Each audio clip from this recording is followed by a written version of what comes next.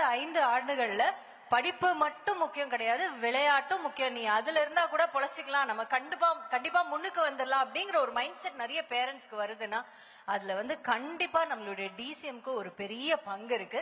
So அவருக்கு முதற்கண் நம்மளுடைய நன்றியை கொடுத்துடலாம். நம்மளுடைய டெபுட்டி சீஃப் மினிஸ்டருக்கு, துணை முதல்வர் அவர்களுக்கு தேங்க்யூ சார்.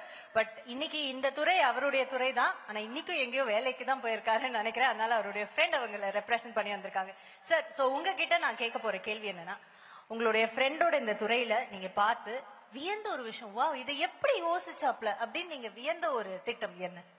அனைவருக்கும் முதல்ல வணக்கம். ரொம்ப ஒரு நெகிழ்ச்சியான ஒரு நாள் இந்த நாள்.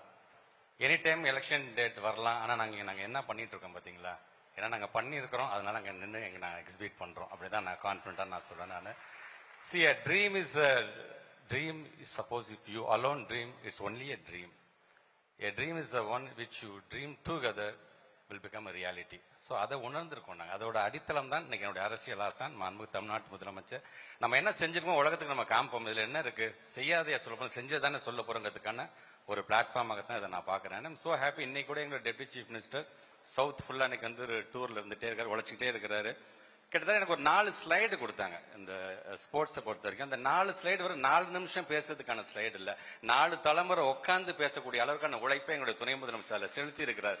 உதாரணத்திற்கு கிட்டத்தட்ட இந்த எங்களுடைய டிபார்ட்மெண்ட், ஐ மீன் ஸ்போர்ட்ஸ்க்கு கிட்டத்தட்ட ஒரு 2268.69 கோடி ரூபாய் கிட்டத்தட்ட கடந்த ஆட்சியை பார்த்தீங்கன்னா 3 மடங்கு அதிகமாக கொடுத்துருக்கோம். சும்மா கேட்டோன்னா ஹானரபிள் சீஃப் மினிஸ்டர் பணத்தெல்லாம் ஒதுக்க மாட்டாங்க, நீங்க ப்ரூவ் பண்ணி காமிச்சிங்கன்னா உங்களுக்கு ஒதுக்கலாம். ஸோ இது இவ்வளோ காலத்துல வரலாற்றுல கேலோ இண்டியால லிஸ்ட்லேயே வராத தமிழ்நாடு இன்னைக்கு 2வது இடத்துல மெடல் அடிச்சிருக்க லிஸ்ட்ல வந்திருக்குன்னா நாங்க பெர்ஃபார்ம் பண்றோம், எங்களுக்கு பணத்தை கொடுங்க அப்படின்னு சொல்லக்கூடிய முதலமைச்சர்.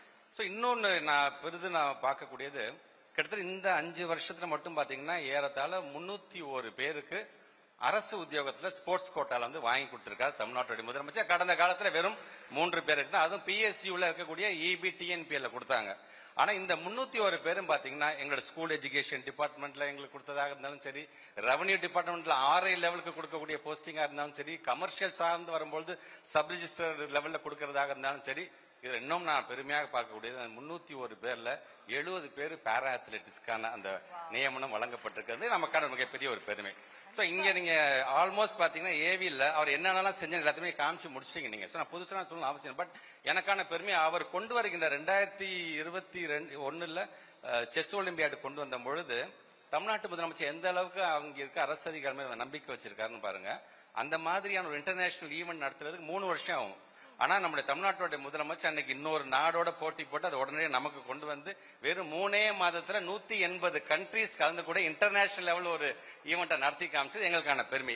நீங்க இதை காமிச்ச ஒவ்வொரு ஈவெண்ட்டை பத்தி நீங்க சொன்னாலும் ஒவ்வொன்றுக்கும் எங்களால் ஒரு ஹிஸ்டரி சொல்ல முடியும். அதுக்கு குறிப்பாக ஹாக்கி விளையாட்டு போட்டி சார்ந்து எடுத்தீங்கன்னா 17 வருஷம் கலைஞர் காலத்துக்கு பிறகு 17 வருஷம் கழிச்சு நடத்தக்கூடிய ஒரு நிகழ்ச்சியாக இருந்தாலும் சரி, ஸ்குவாஷ் வேர்ல்டு கப் பேசுறோம் பாத்தீங்களா, அந்த ஸ்குவாஷ்க்கான ஃபெடரேஷனுக்கான ஆபீஸ் எங்க இருக்குன்னா நம்முடைய தமிழ்நாட்டில் நேரு பார்க்ல தான் இருக்குது அப்படிங்கிறது நமக்கான பெருமை.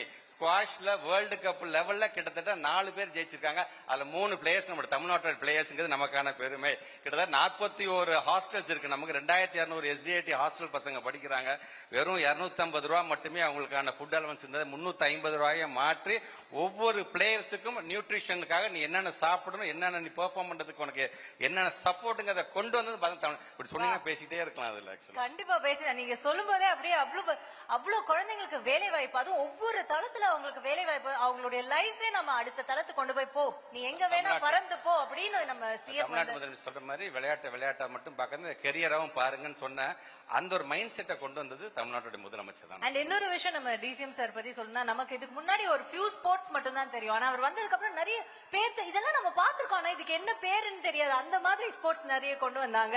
சர்ஃபிங் ஆகட்டும், இந்த மாதிரி நிறைய ஸ்போர்ட்ஸ் இருக்கு. அதுக்கெல்லாம் ஒரு ஸ்பெஷல் வாழ்த்து ப்ளீஸ். அண்ட் காமன் பிள்ளைகள் விளையாடுவதற்கு அது ஒரு நல்ல, and for the new generation is so uplifting. Thank you sir. Thank you.